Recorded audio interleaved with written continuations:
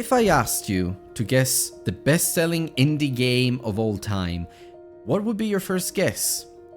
Hollow Knight? Nope. Believe it or not, that's just 15 million copies.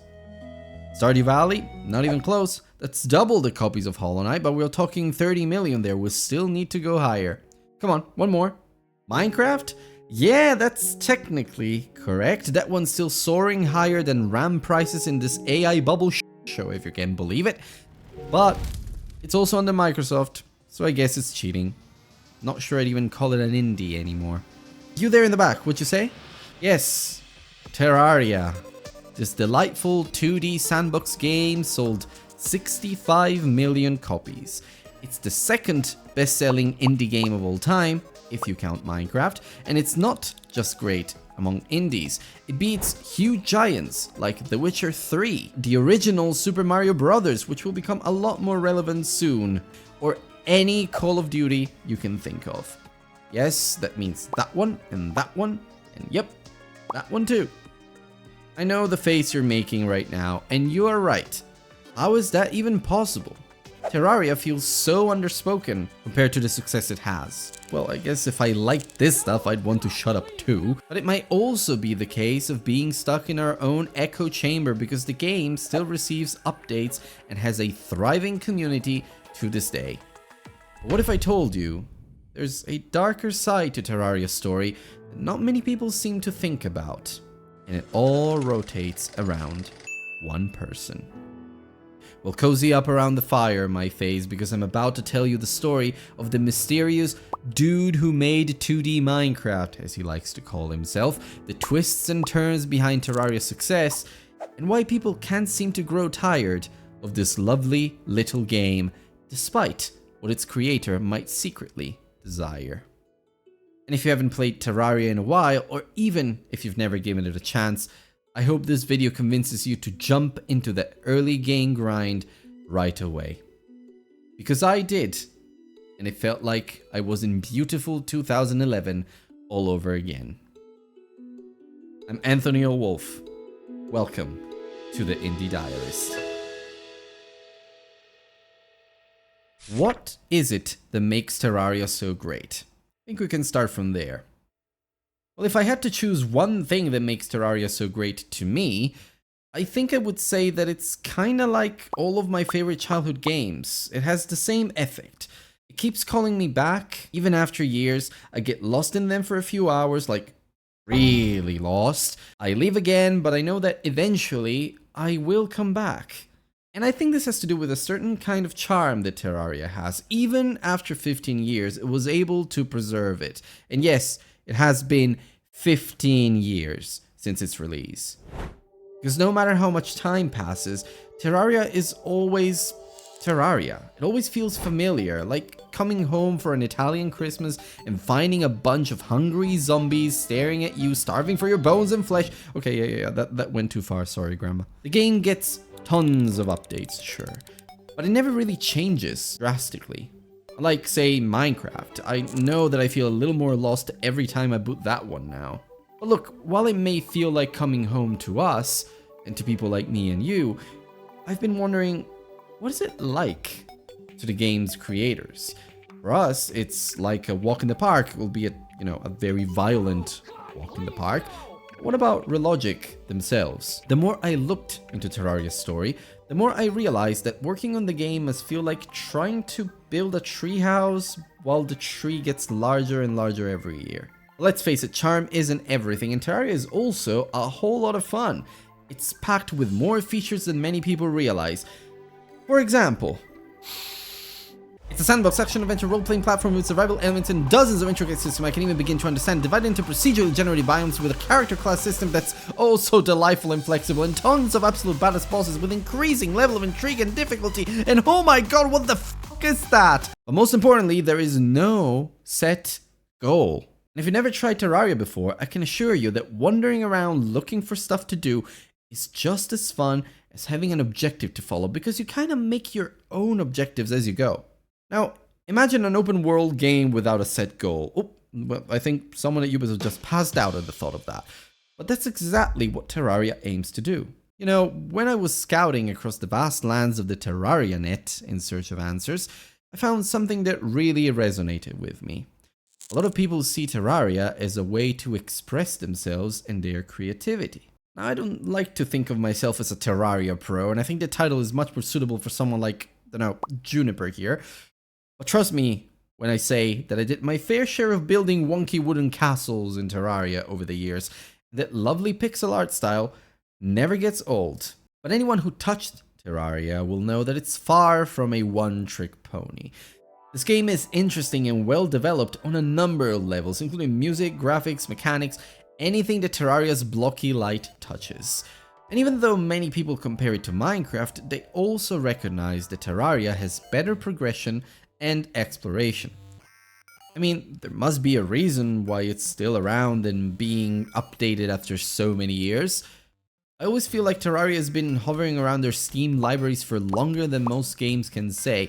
And if I think of the YouTube videos that I used to watch in my teenage years in high school, well, yep, Terraria was already there. No, I'm not that old and I don't like what you're implying. Frankly, Terraria is just a ton of fun. And that makes a massive difference when it comes to the long-term survivability of a game. It's fun whether you like to build, survive, build and survive, fight a bunch of bosses, survive again, roleplay, create intricate surveillance and security systems like were Factorio or Satisfactory. There's just a ton of stuff to do. But there's also one more thing that I think makes a huge difference with a game like this, and that I've been hinting at all this time. The dev team at Relogic actually cares about the game no matter how much it sells. Well, I'm sure they don't really mind the money.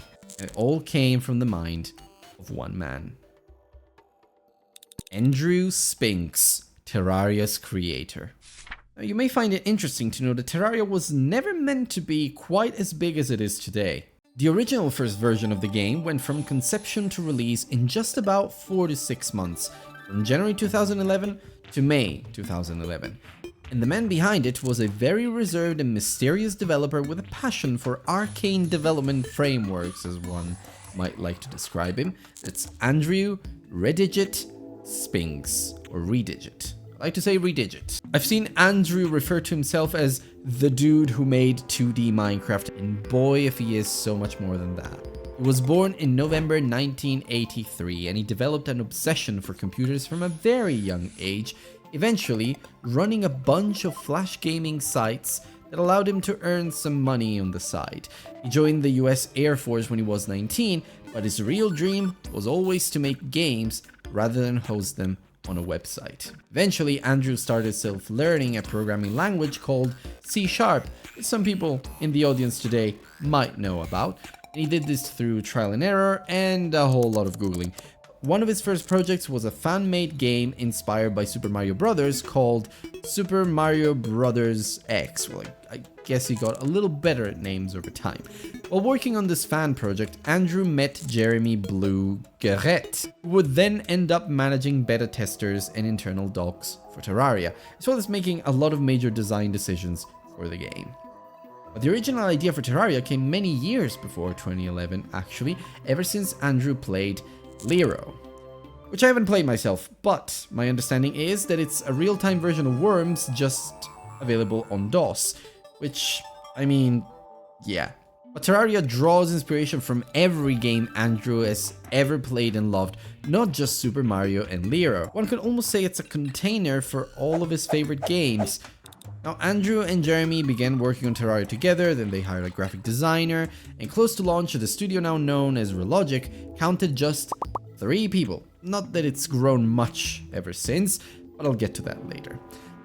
Back in 2011, Andrew probably thought of Terraria as a small temporary project that would give him the skills to work on something bigger at a later time. Much like all the small jam games I've done over the years, except I haven't quite seen the millions pouring in yet, but anytime now, folks, I do want to believe. The team decided to release Terraria on Steam, which was a smart choice at the time, especially considering the reasons Andrew gave for this move. He said Steam made a lot of sense for an indie game and was an easy choice because it handled player accounts, payments, and pretty much everything that would allow the team to focus more on the game and worry less about distribution itself. And it's interesting to note that this hasn't really changed much over the years. Like, Steam was already perceived kinda this way then, and it still is now. It was already starting to become a pillar of gaming on PC at the time. In any case, Terraria gathered a lot of interest even before launch.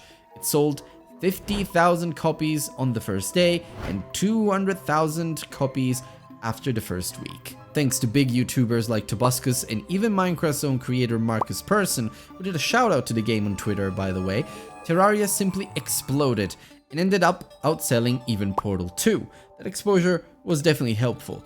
But I do want to believe that the game had a lot of value too, and it's now sitting at 65 million copies, and it's even surpassed the original Super Mario Bros., as I mentioned at the beginning, which is crazy when you think that it was one of Andrew's original inspirations for this game.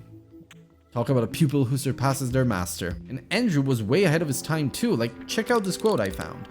From my perspective, the recent rise of indie gaming is due to big name developers losing touch with what gamers want.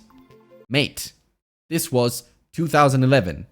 Have you really learned nothing all this time? And there's a lot more to say about Terraria's development story, and others have done it way better than I could do as a hobbyist game dev.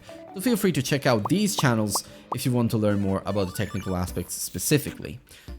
But the post-launch adventures of Terraria are perhaps more interesting to me, because as I said, there is a bit of a dark side to this whole story. Hey there! If you're watching this, it means you may secretly be a fellow Eye of Cthulhu enjoyer too, so please consider liking and subscribing if you want to support what I do. Cthulhu Fathagan to you. Now let's get back to the story. Terraria's development was supposed to end in 2012. Now, this shouldn't shock anyone because it's very common for small projects to end quite soon, but, well, look at the calendar and you realize this game has been running for 15 years, with near constant updates for a major part of its life cycle. People love Terraria so much that Andrew and his team just couldn't really let it go. Back then, as I mentioned, Andrew probably thought of Terraria as a sort of stepping stone. He eventually tried to move on with a spin-off called Terraria Otherworld, but when that was cancelled in 2018, it was like the universe told him to basically stay in his lane.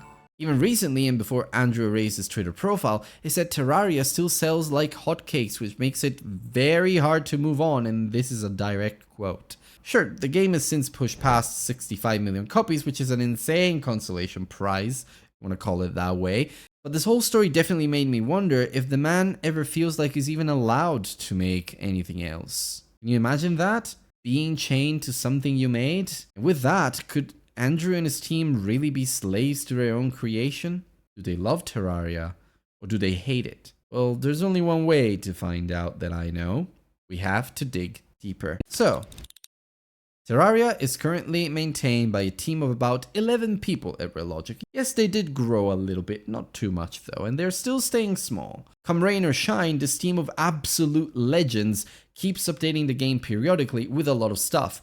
Quality of life improvements, new items, NPCs, enemies, world difficulties, crossovers, bosses, even classes. All of the stuff was added over time and through a series of major updates that have continued to be released for years. This is where things start to get a little confusing, so stay with me for a minute. From 2011 to 2020, Relogic kept releasing updates that either added new functionalities or introduced bug fixes, from seasonal content to art and sprite updates. Eventually, in 2020, the team announced that Terraria would receive one final major update, version 1.4, named Journey's End. The update was supposed to be a conclusion for the Terraria community. I mean, the name was a pretty big giveaway. It was even released on May 16, which was somewhat of an iconic date because it was Terraria's 9th anniversary. But if you don't have my increasingly worsening attention span, you may remember that Terraria received another update this January 2026, 6 years after Journey's End. So what exactly happened there? Well, turns out the final for real major update wasn't so final after all. After 1.4, there was 1.4.4 in 2022, also known as Labor of Love, which is ironic because they referred to Journey's End as Labor of Love in one of their State of the Game updates. And after 1.4.4 came a bunch of minor fixes and content updates, which on the surface seemed to stop in November 2022. Then again, Relogic announced a quick parity and crossover patch for release in 2023, it ballooned into a much larger expansion, adding even powered content, and eventually became the bigger and bolder update that was released in January 2026, version 1.4.5, 3 years later. It's like when I play Civilization on a weekend and I keep saying one more turn and it's suddenly 4 a.m. Except in this case, it's one more update to a giant game. By the way, if you're lost, that's absolutely normal. So here's a quick overview of Terraria's major releases since 2011 to give you a better idea of the scale of these updates. Feel free to pause the video here to read. The best part is they never charged a penny for any of these updates. Sure, they could have, and they even considered doing so, but they felt this was the right path to take because they had no interest in squeezing every drop out of everybody out there to be successful as a business. Now, can we please take a moment to appreciate and celebrate an attitude like that? In all these years, and even with Terraria's huge success, even charging players $1 for one major update may have resulted in millions of copies sold. But as Relogic's head of business strategy said, just because it's the way things are, it doesn't mean that they can't showcase a different example. Players before short-term profits. Can tell you how refreshing it feels to see successful companies still behave like this today. I suppose it also helps that Andrew is an absolute legend himself, even more than his entire team. And he probably does care quite a lot about his players too. To give you a little glimpse into this man's immense aura, here's a few things he's done. And yes, I've just used aura unironically, sue me. He's hired most of the Relogic team from the Terraria community. He keeps releasing major game updates with hundreds of new items for free. He keeps Terraria's price at $9.99. $9.99. He donated $200,000 to Unity's competitors during the runtime fee backlash in 2023, if you remember that one, and good lord what a show that was. He left Twitter, one of his biggest platforms, when he realized a certain new owner was flushing it down the drain, and he was apparently banned from the Terraria forums by his own wife because the man was too excited and he kept spoiling features from an upcoming update. That's how much he loves his community. You know what I mean? Good lord, the only slight drama we have and we know about this man was a forum ban from his own wife because he couldn't shut up about his own game. He definitely didn't try to shut down an initiative to save games from oblivion, I can tell you that much. Now, thanks to Andrew and his team, by 2017, Terraria had 3,800 items, 25 NPCs, 350 enemies, 16 bosses, a new ending, new areas, an expert mode, and even more extras. I couldn't find updated figures for all of these, but suffice to say that this year's update expanded Terraria even further, and now the game has more than 5,000 items to play with hundreds added by the bigger and bolder update in January. Again, this update came nearly 6 years after 2020's journey's end. Felt like it was worth repeating that. Terraria never introduced microtransactions. As I mentioned many times, its updates are always free. It never received all the useless bloat that plagues similar games. It's basically one of the most supported, successful, and polished examples of lifetime support in gaming history at this point. That doesn't make that early game grind any easier though, I'll tell you that for free. Too many large publishers and development studios underestimate the importance of keeping your players happy today. Relogic has always tried to keep players at the center of everything they did and the updates they have released, and it really shows. This is how you create a game that sticks, one that stays in the hearts and minds of all your fans for decades. And so even after 15 years, the general sentiment in the Terraria community is much the same. The game is still immensely loved by everyone. The community is cozy and supportive at all times, and oh my god, why is everyone so adorable when it comes to this game? But the key question for us remains. How does it feel to be chained to your own success? And is reality really as simple as I'm suggesting here? Today, Andrew has left nearly all of his previous social channels, including Reddit and Twitter. His reason for it was that he didn't like how both platforms were being run, and so decided to simply delete his accounts, which is fair enough if you ask me. Some traces are left, tweets referenced by articles here and there, or his Blue Sky page, where Andrew still shares fan tributes to Terraria. I spent a few minutes scrolling through that Blue Sky profile, and trust me, it's beautiful. It's a sight to behold. It's like watching a wholesome wall of fame full of video reshares from fans and quirky posts that show just how much Andrew still loves Terraria and its community. I'll be honest with you, my friend. I was ready to end this video saying that Andrew may never break free of the chains of success that keep him in shackles. I was looking for that kind of story, and that might be the old journalist in me. Surely there is more to Relogic than just being the Terraria guys, right? But what I found instead, reading his interviews or seeing his posts online, is a man who's still very much in love with this creation. And could there be a more beautiful story than that? It showed me that the truth is never black or white, but there's always some sort of nuance. As much as Andrew would like to move on from Terraria on some days, and I'm sure he wants to, the love of his fans keeps bringing him back. And I hope it also makes him extremely proud of his amazing achievement and the creation he's made with his talented team. I'm sure that on some days, Andrew Redigit Spinks must hate Terraria. Don't we all hate our own creations sometimes? I know I do. But on the other hand, I have no doubt that a simple glance at the Terraria subreddit, if he still sees it, or a quick look at his forum board, dissipates every lingering sadness or burnout, and that a simple smile from a fan is enough to make his day. In some ways, anyway, Relogic has managed to expand beyond games. They've released loads of merch for Terraria, even a board game with Paper Fort Games, I believe that was in around 2024. But they have no interest in losing their essence or giving up their independence to sell out to a large corporation. I feel like that makes all the difference. Some days may sure be tougher than others for Andrew and his team at Relogic. After 15 years, I think any of us would want to move on and break free from their curse. But who are we to say that it even is a curse after all? Hey there!